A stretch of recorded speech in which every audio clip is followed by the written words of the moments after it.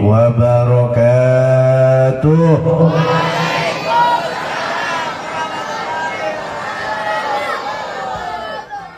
Bismillah walhamdulillah wassalatu wassalamu ala rasulillah Sayyidina Muhammad ibn Abdillah wa ala alihi wa sahbihi wa man walah wa la hawla wa la quwwata illa billahil aliyyil azim. Subhanaka la ilma lana illa ma 'allamtana innaka antal alimul hakim. Rabbi syrah li sadri wa yassir li amri wahlul 'uqdatam min lisani yafqahu qawli wa saddid lisani wahdi qalbi bijahi sayyidina Muhammad bijahi sayyidina Muhammad bijahi sayyidina Muhammad wa ali. Alhamdulillah kita masih diberi kesempatan oleh Allah Subhanahu wa taala, kita masih diberi nikmat oleh Allah Subhanahu wa taala, nikmat iman, nikmat Islam, nikmat sehat, nikmat afiah, nikmat bisa ibadah, nikmat semangat ibadah, nikmat bisa berkumpul untuk memuliakan Nabi Muhammad sallallahu alaihi wasallam.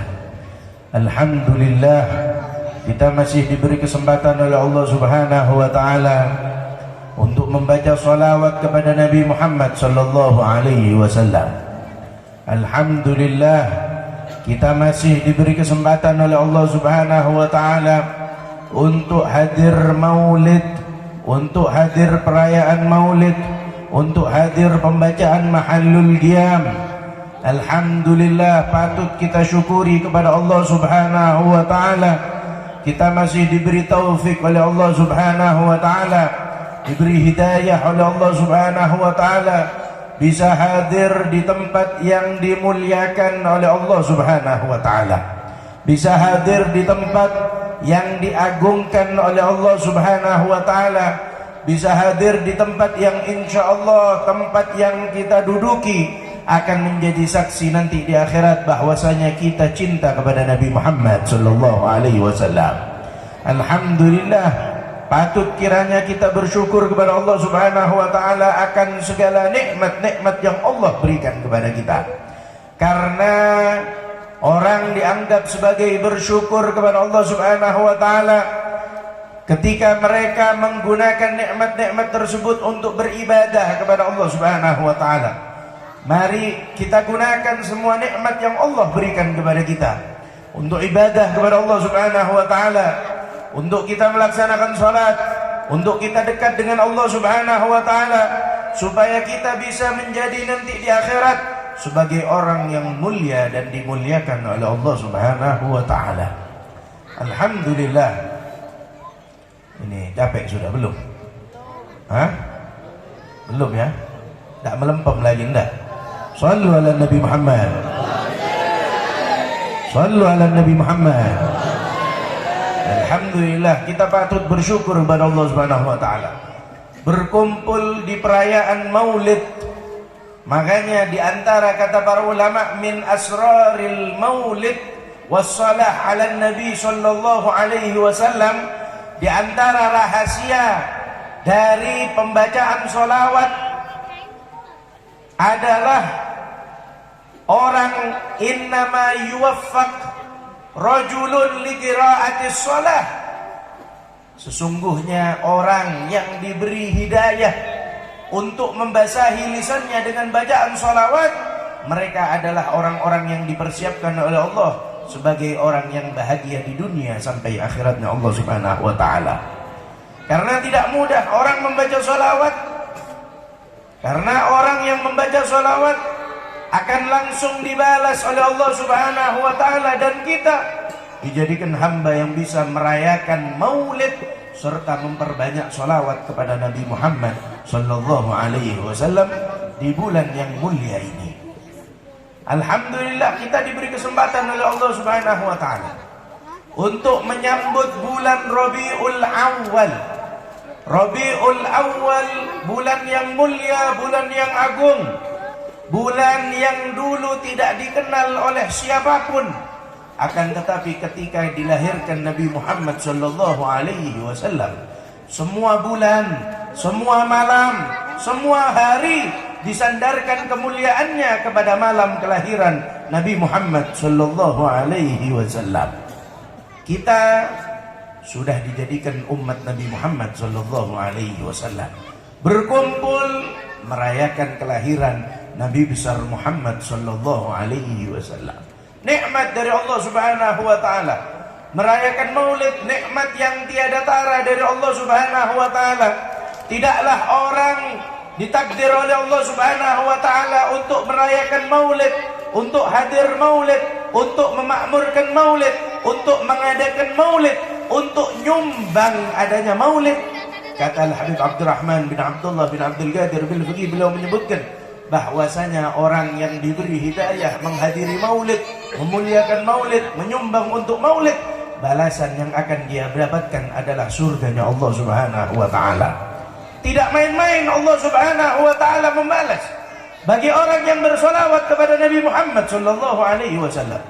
Kita sering mendengar satu hadis yang disebutkan, kata Nabi Muhammad sallallahu alaihi wasallam, "Man shalla alayya salatan wahidah."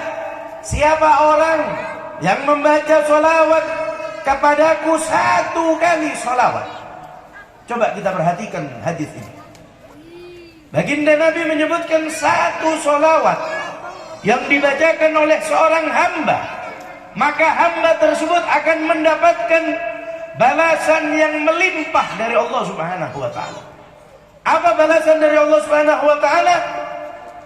Allah akan memberikan 10 solawat bagi orang yang bersolawat satu kali. Dari hadis ini kita tahu bahwasanya Allah Subhanahu wa taala memberikan kemuliaan yang tiada tara, memberikan kemuliaan yang tiada batas, bahwasanya kita hanya membaca solawat satu kali, Allah Subhanahu wa taala membalasnya sebanyak 10 kali. Maka dari itu kita tidak bisa membalas jasa Nabi Muhammad sallallahu alaihi wasallam.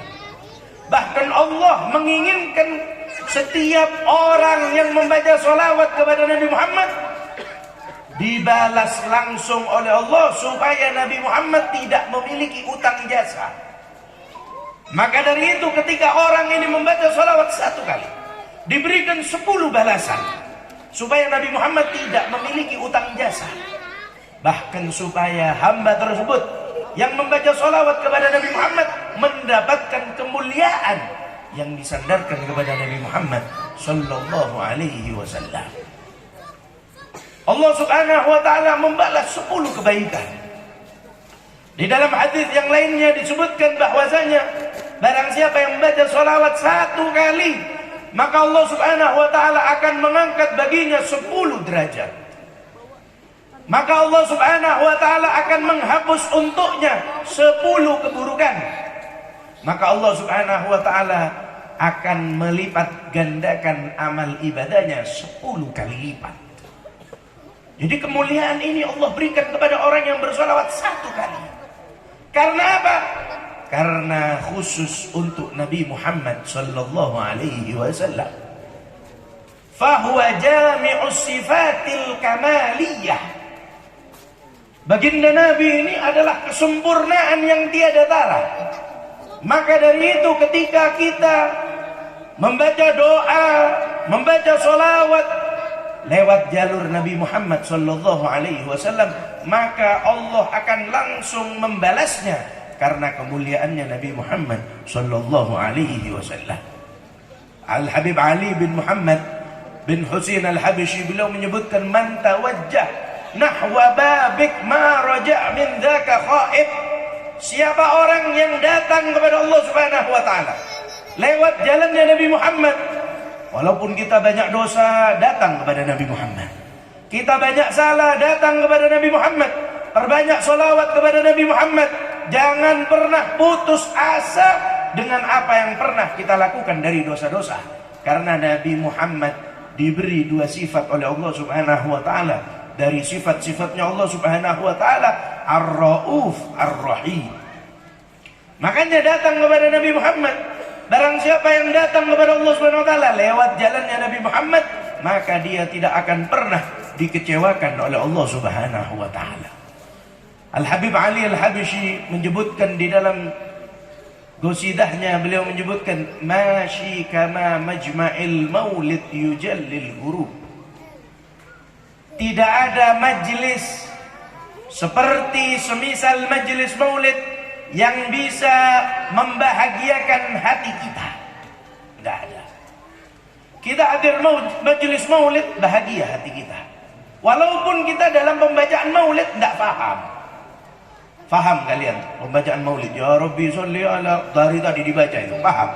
Tidak paham, kadang tidak ngerti apa yang dibaca, tidak tahu Beb. Apa yang dibaca? Ya maulid Beb, maulid habsyi, maulid tiba, maulid ini, maulid dia ulami, ya pokoknya maulid juga. Nah, kadang kita tidak paham. Akan tetapi Allah Subhanahu wa taala memberikan keistimewaan. Walaupun kita tidak paham, walaupun kita tidak mengerti dari pembacaan sirah tersebut, akan tetapi kita diberi kelapangan di dalam hati kita. Karena berkahnya siapa? Nabi besar Muhammad sallallahu alaihi wasallam.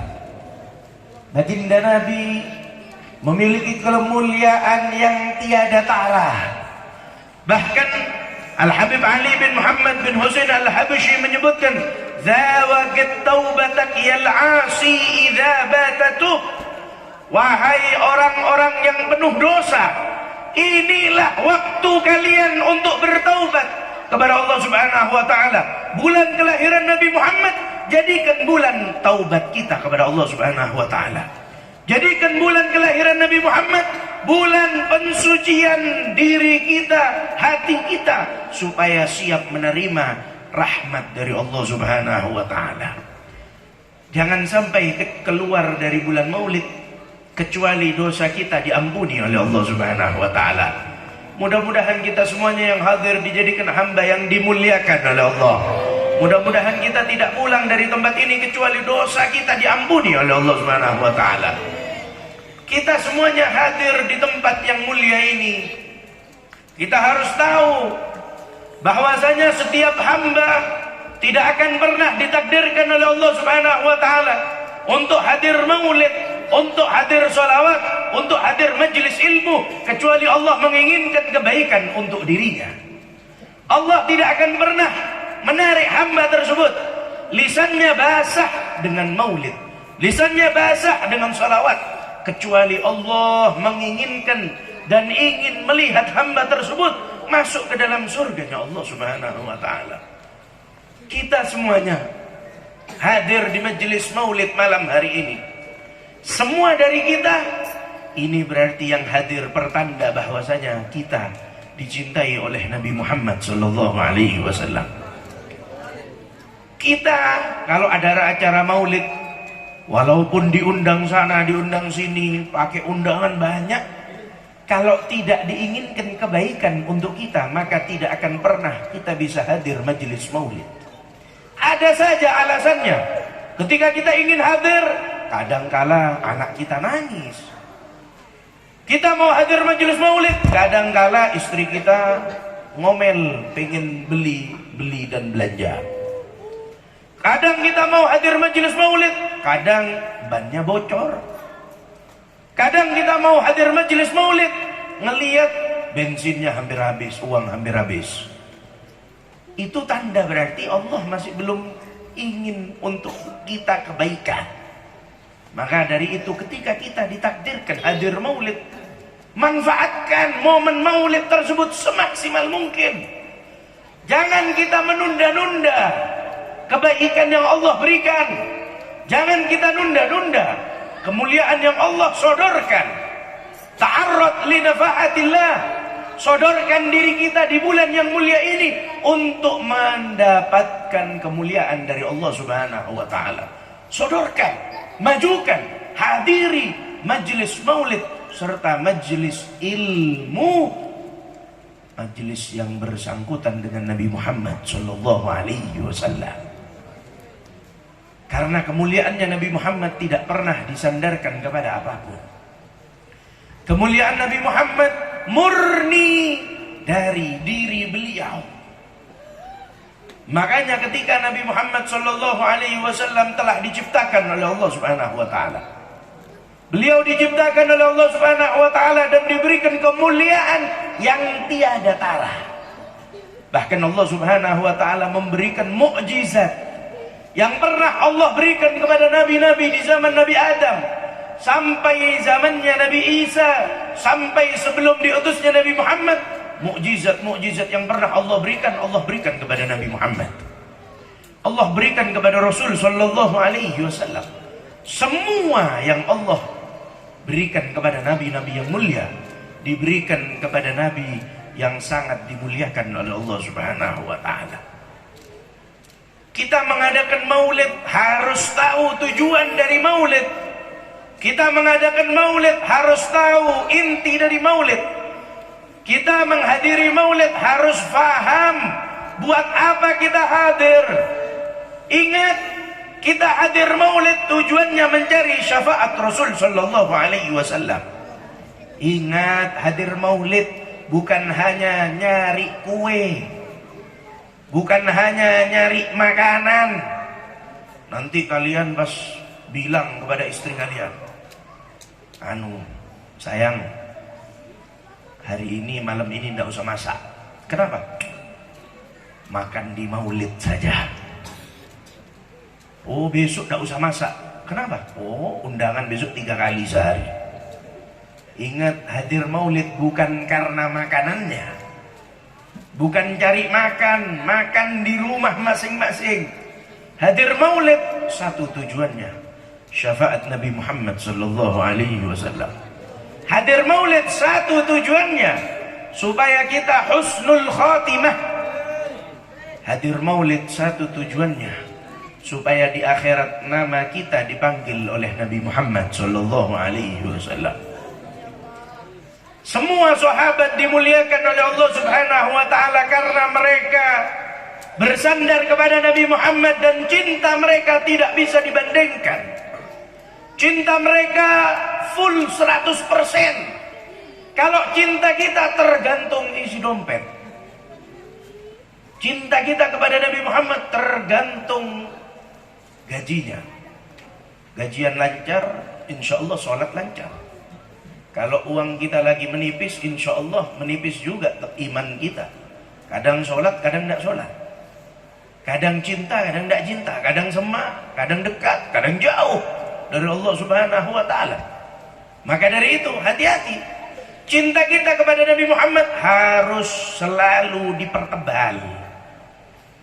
Sebagaimana ada satu sahabat Nabi Muhammad sallallahu alaihi wasallam, sahabat yang sangat cinta kepada Nabi Muhammad sallallahu alaihi wasallam, sahabat yang sangat sayang kepada Nabi Muhammad sallallahu alaihi wasallam.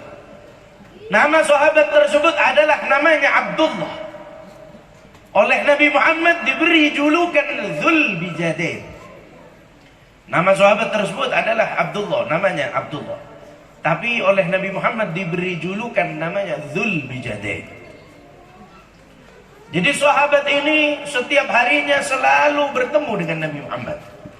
Ketika masih di Mekah, ketika dia mau buka toko, datang kepada Nabi Muhammad, memandang wajah Rasulullah, memandang Nabi Muhammad SAW, duduk bersama Nabi Muhammad.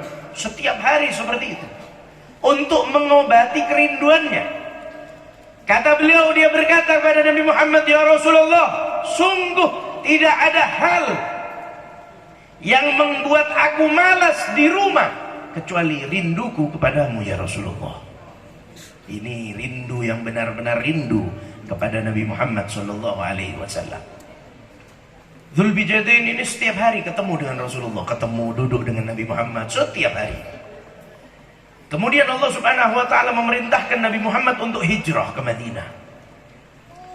Kemudian hijrahlah Nabi Muhammad ke Madinah. Ketika baginda Nabi hijrah lama di Madinah, berbulan-bulan di Madinah, yang namanya Dzulbijadain ini mulai rindu kepada Nabi Muhammad. Biasanya dia itu Kalau ke toko, bertemu dengan Nabi Muhammad dulu. Kalau mau sholat, mendatangi Nabi Muhammad. Ketika rindu, datang kepada Nabi Muhammad. Ketika baginda Nabi berada di Madinah, beliau tidak bisa lagi memandang wajah suci Nabi Muhammad sallallahu alaihi wasallam. Berbulan-bulan dia merasakan dan menahan rindu kepada Nabi. Kemudian dia mengatakan, kalau seandainya aku seperti ini, maka aku akan gila karena rindu kepada Nabi Muhammad. Percuma aku hidup berada di Mekah, akan tetapi aku tidak bisa duduk bersama Nabi Muhammad. Percuma aku bergelimangan harta, tapi aku tidak bisa membantu dakwah Nabi Muhammad. Percuma aku berada di Mekah, aku memiliki toko, memiliki perdagangan, tapi aku tidak bisa sama sekali bertemu dengan Nabi Muhammad sallallahu alaihi wasallam. Kemudian Dzulbijadain memutuskan untuk hijrah, untuk berangkat ke Madinah. Dia siapkan barang-barang yang akan dia bawa. Hartanya dipersiapkan, baju-bajunya dipersiapkan, barang-barangnya dipersiapkan, dibungkus. Kemudian dia keluar dari rumahnya. Keluar dengan tujuan ingin mengobati rindu kepada Nabi Muhammad SAW. Berangkat Dzulbijadain keluar dari rumahnya. Baru keluar dari rumahnya ternyata dia bertemu dengan orang-orang kafir Quraisy. Ditanyakan oleh orang kafir, wahai Dzulbijadain, kamu ingin kemana wahai Dzulbijadain? Kemudian oleh Dzulbijadain dijawab, aku ingin ke Madinah. Ngapain ke Madinah? Tidak apa-apa, aku ingin pergi ke Madinah. Lah, tidak mungkin kamu berangkat ke Madinah kecuali kamu ingin dan memiliki tujuan. Enggak, saya cuma ingin ke Madinah. Tidak, sebutkan apa tujuanmu berangkat ke Madinah. Kemudian kata Dzulbijadain, wallahi demi Allah, tidak ada yang menjalankanku untuk berangkat ke Madinah kecuali rinduku kepada Nabi Muhammad sallallahu alaihi wasallam. Kecuali sayangku kepada Nabi Muhammad sallallahu alaihi wasallam. Padahal ini orang Dzulbijadain bergelimangan harta. Banyak uangnya, punya toko, pertokoannya tidak pernah surut, hartanya tidak pernah kurang, selalu nambah. Akan tetapi beliau faham, beliau ngerti, rasa rindu kepada Nabi Muhammad tidak bisa ditukar dengan harta. Rasa cinta kepada Nabi Muhammad tidak bisa ditukar dengan benda-benda berharga. Rasa rindu kepada Nabi Muhammad harus diobati dengan bertemu dengan Nabi Muhammad sallallahu alaihi wasallam. Kemudian kata orang kafir Quraisy, mereka berkata, wahai Dzulbijadain, kamu ingin ke Madinah untuk bertemu Muhammad. Maka kalau itu tujuanmu, jangan engkau bawa barang-barang ini ke Madinah. Jangan kamu bawa harta-harta ini ke Madinah. Karena harta yang kamu dapatkan di Mekah, jangan sampai kamu bawa ke Madinah. Kalau kamu tetap memaksa, maka kita akan membunuhmu. Kemudian kata Dzulbijadain, beliau berkata kepada orang kafir Quraisy, wahai orang kafir Quraisy, apa yang kalian inginkan dariku? Apa yang kalian inginkan dariku? Kemudian kata orang kafir Quraisy, mereka mengatakan, tinggalkan semua hartamu. Kemudian kata Dzulbijadain, demi Allah, aku akan meninggalkan hartaku, dan aku meninggalkan hartaku ini sangat ringan untukku dibandingkan bertemu dengan Nabi Muhammad sallallahu alaihi wasallam. Akhirnya semua hartanya ditinggalkan. Semua ditinggalkan. Hartanya, bendanya, uangnya, semuanya ditinggalkan, tokonya ditinggalkan, diberikan kepada orang kafir, dilepas. Beliau ini hijrah ke Madinah hanya membawa 2 helai baju saja. Baju yang di luar dan baju yang di dalam, 2 lembar. Maka dari itu namanya Abdullah. Tapi karena dia itu hijrah membawa 2 lembar baju, maka diberi julukan oleh Nabi Muhammad dengan nama Dzulbijadain. Orang yang berhijrah hanya membawa 2 helai baju. Akhirnya semua hartanya ditinggalkan, dia berangkat kepada Nabi Muhammad untuk menuju ke Madinatul Munawwarah. Berangkat sampai di Madinah, langsung dia ini berkata kepada para sahabat, "Dulluni ala Rasulillah." Kasih tahu aku di mana Nabi Muhammad sallallahu alaihi wasallam. Sungguh aku tidak bisa mengobati rinduku untuk bertemu dengan Nabi Muhammad sallallahu alaihi wasallam. Aku ingin bertemu dengan Nabi Muhammad. Kemudian orang tersebut Dzulbijadain ini ditunjukkan Nabi Muhammad ada di sini. Diantarkan ketika bertemu dengan Nabi Muhammad, langsung dipeluk Nabi Muhammad sallallahu alaihi wasallam. Kemudian Rasul sallallahu alaihi wasallam tersenyum seraya berkata, "Wahai Dzulbijadain, engkau tinggalkan semua hartamu demi aku?" Kemudian dijawab, "Na'am ya Rasulullah.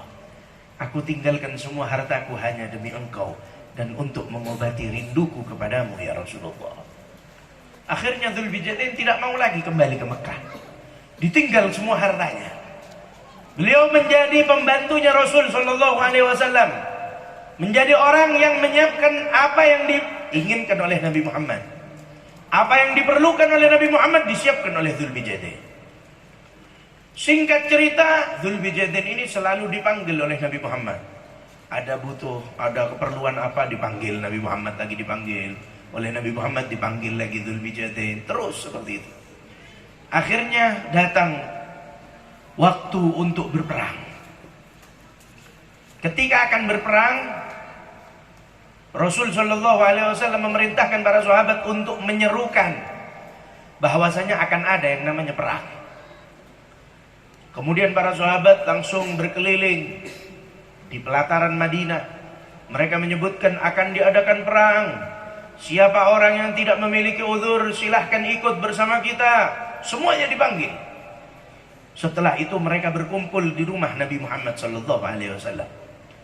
Dan di antara yang berkumpul ada yang namanya Dzulbijadain. Orang yang dicintai oleh Nabi Muhammad sallallahu alaihi wasallam. Ketika mereka semua sudah siap untuk berperang, mereka berangkat ke perang. Sampai di daerah namanya daerah Tabuk. Sampai di daerah namanya daerah Tabuk. Maka perang tersebut dinamakan Perang Tabuk. Ketika sampai di daerah tersebut, semua sahabat melaksanakan peperangannya, selesai. Setelah selesai perang, Nabi Muhammad ini biasanya berkeliling mencari siapa dari orang-orang mukmin, siapa dari orang-orang muslim yang meninggal syahid di medan perang.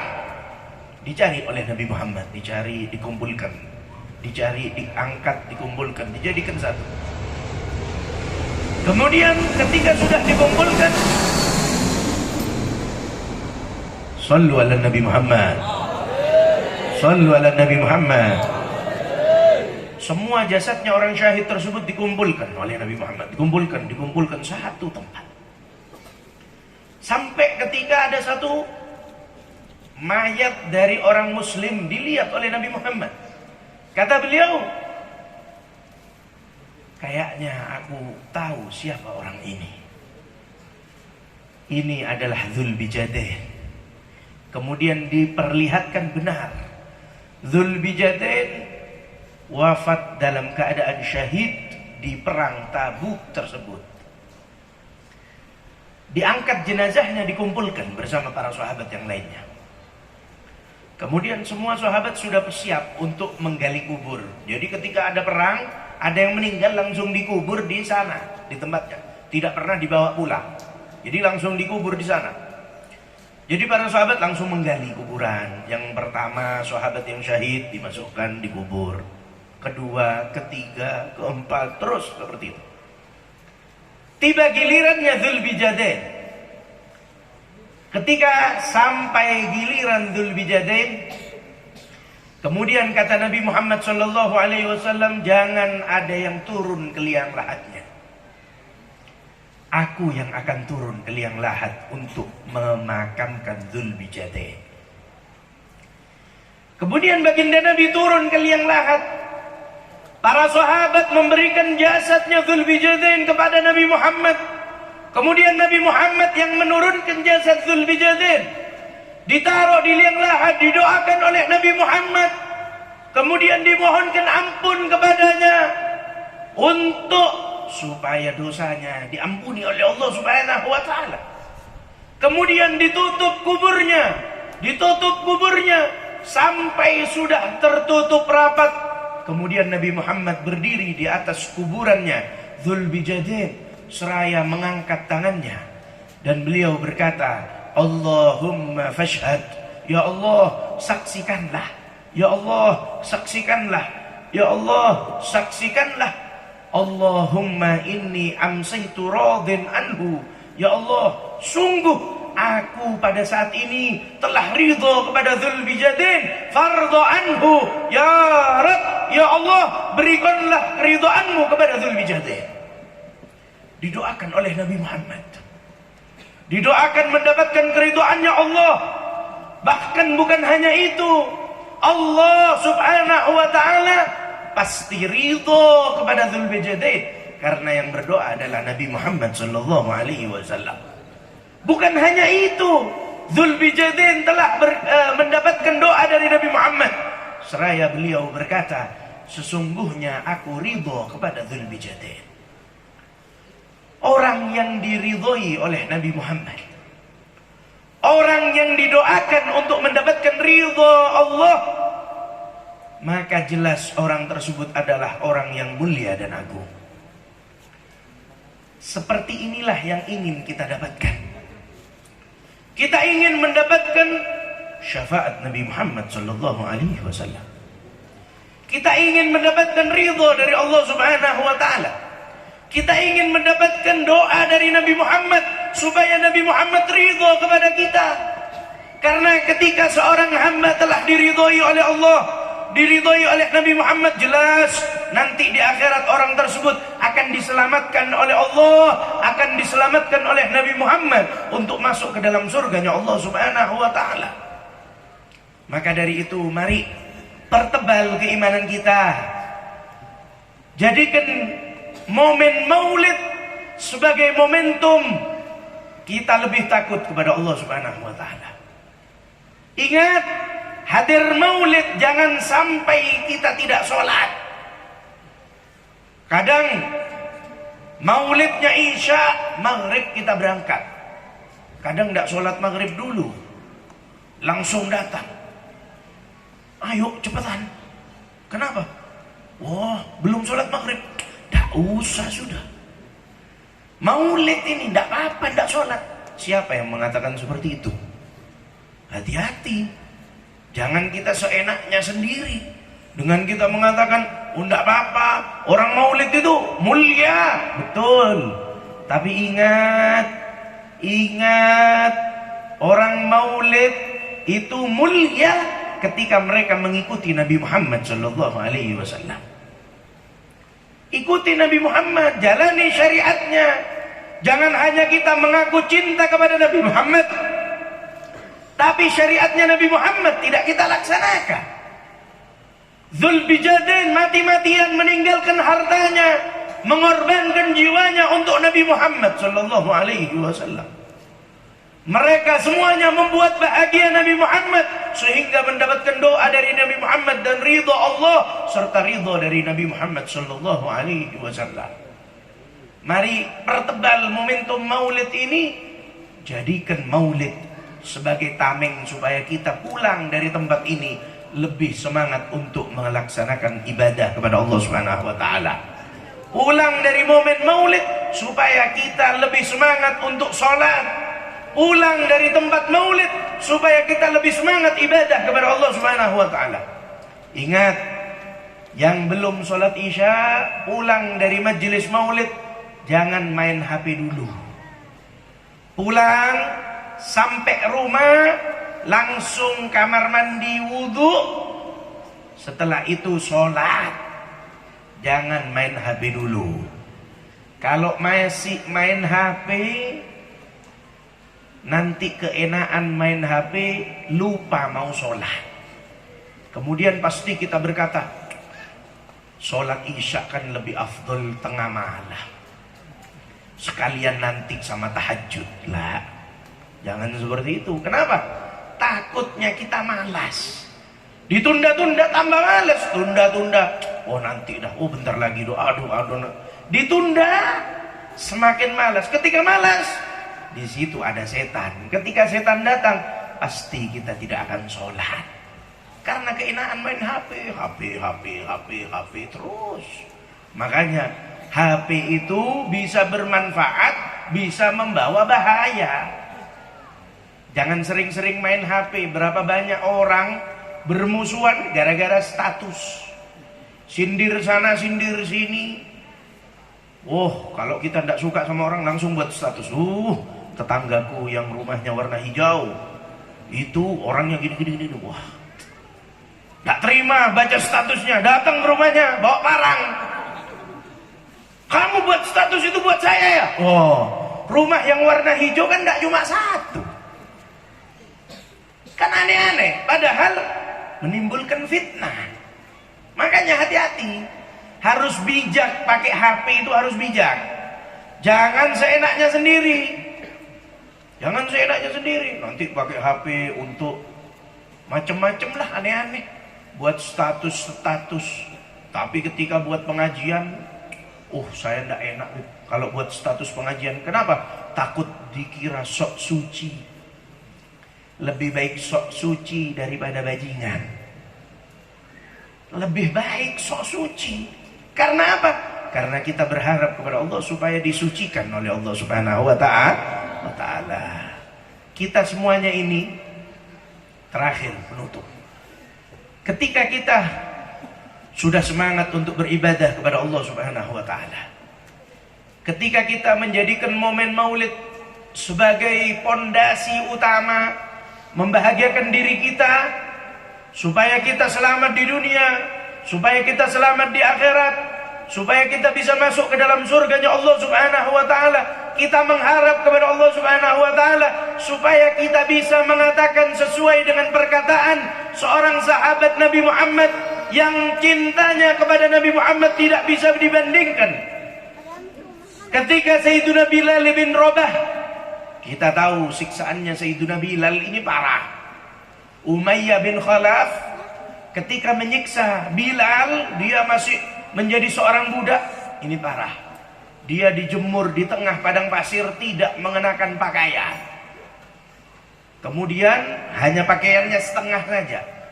Kemudian di atas perutnya ditaruh batu. Ketika disuruh ukfur bi Muhammad, ayo wahai Bilal, keluar dari agamanya Muhammad. Jawabannya apa? Al-Ahad, Ahad, Ahad. Jawabannya itu Allah, Allah, Allah. Kalau kita disiksa gitu, kayaknya ini iman kita bisa dipuruk, bisa ditukar, bisa hilang kayaknya.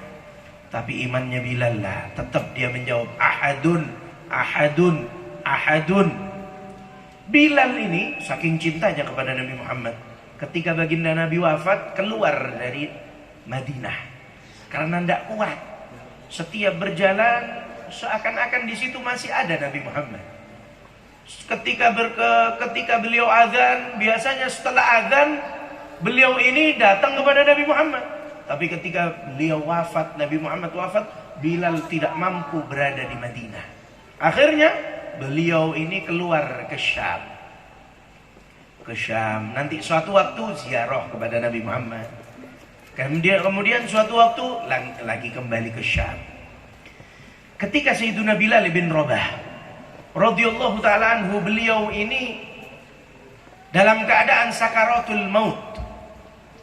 Ketika Sayyiduna Bilal dalam keadaan sakaratul maut, beliau duduk di kasurnya, di sampingnya ada istrinya. Ketika dia dalam keadaan sakaratul maut, istrinya menangis sedih. Seraya dia berkata, "Wah huzna, aduh, sangat sedih, suamiku akan meninggal dunia. Aduh, sangat sedih, suamiku akan meninggal dunia." Kemudian Sayyidina Bilal bin Rabah radhiyallahu ta'ala anhu menoleh kepada istrinya seraya berkata, la taguli wa huzna. Wahai istriku, tidak usah kamu berkata sedih, sedih, tidak. Jangan kamu berkata sedih. Walakin guli wa faraha. Akan tetapi katakan, aduh sangat bahagia, aduh sangat bahagia, aduh sangat bahagia. Ghadan nalqa ahibbah. Besok ketika aku telah meninggal dunia, aku akan bertemu dengan kekasihku Nabi Muhammad. Ghadan nalqa ahibbah. Besok aku akan bertemu dengan Nabi Muhammad. Muhammadan wa sahbah. Nabi Muhammad bersama para sahabat-sahabat yang dicintai oleh Allah dan dicintai oleh Nabi Muhammad sallallahu alaihi wasallam. Nah, ini yang kita inginkan. Kita ingin ketika sakaratul maut didatangi oleh Nabi Muhammad. Kita ingin ketika sakaratul maut berada di samping kita Nabi Muhammad sallallahu alaihi wasallam seraya berkata kepada kita, wa faroha, wa faroha, wa faroha. Aduh, betapa indahnya, betapa bahagianya kita akan bertemu Nabi Muhammad sallallahu alaihi wasallam. Mudah-mudahan kita semuanya yang hadir dimuliakan oleh Allah Subhanahu wa taala. Mudah-mudahan kita tidak pulang dari tempat ini kecuali menjadi hamba Allah yang lebih beriman kepada Allah Subhanahu wa taala, yang takwanya sangat tebal kepada Allah Subhanahu wa taala. Mudah-mudahan kita tidak pulang dari majelis ini kecuali nama-nama kita sudah dicatat di dalam surganya Allah Subhanahu wa taala.